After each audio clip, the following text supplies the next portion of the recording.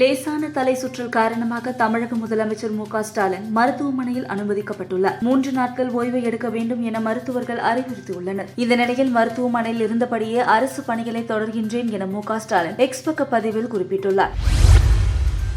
நாம் தமிழர் கட்சியின் ஒருங்கிணைப்பாளர் சீமானுக்கு 4 வாரங்களில் புதிய பாஸ்போர்ட் வழங்க வேண்டும் என பாஸ்போர்ட் அதிகாரிக்கு சென்னை உயர்நீதிமன்றம் உத்தரவிட்டுள்ளது. காவல் நிலைய லாக்அப் மரணம் அடைந்த அஜித்குமார் குடும்பத்திற்கு 25 லட்சம் ரூபாய் இடைக்கால நிவாரணம் வழங்க உயர்நீதிமன்றம் மதுரை கிளை உத்தரவிட்டுள்ளது. குரூப் 4 தேர்வு வினாத்தாளில் பல கேள்விகள், குறிப்பாக தமிழ் பாட கேள்விகள் சிலபஸ்க்கு அப்பாற்பட்டு இருந்ததாக பல்வேறு தேர்வர்கள் புகார் தெரிவித்தனர். இந்த நிலையில் குரூப் 4 தேர்வு ரத்து செய்து மறுதேர்வு நடத்த வேண்டும் என எடப்பாடி பழனிசாமி வலியுறுத்தியுள்ளார்.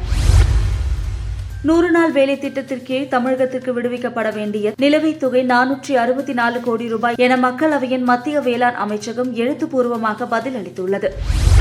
திமுகவிற்கு எதிராக இணையும் ஓரணி நாங்கள் இல்லை, திமுகவை எதிர்க்கும் ஒரே அணி நாம் தமிழர் கட்சிதான் என அதிமுகவின் கூட்டணி அழைப்பை சீமான் நிராகரித்துள்ளார்.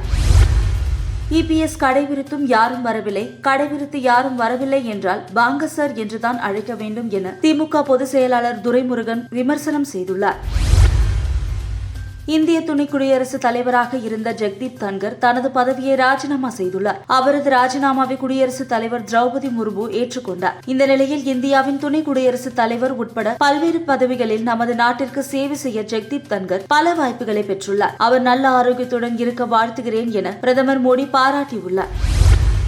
வங்காளதேசத்தில் பள்ளி மீது போர் விமானம் விழுந்து விபத்தில் உயிரிழந்தோரின் எண்ணிக்கை 27ஆக உயர்ந்துள்ளது.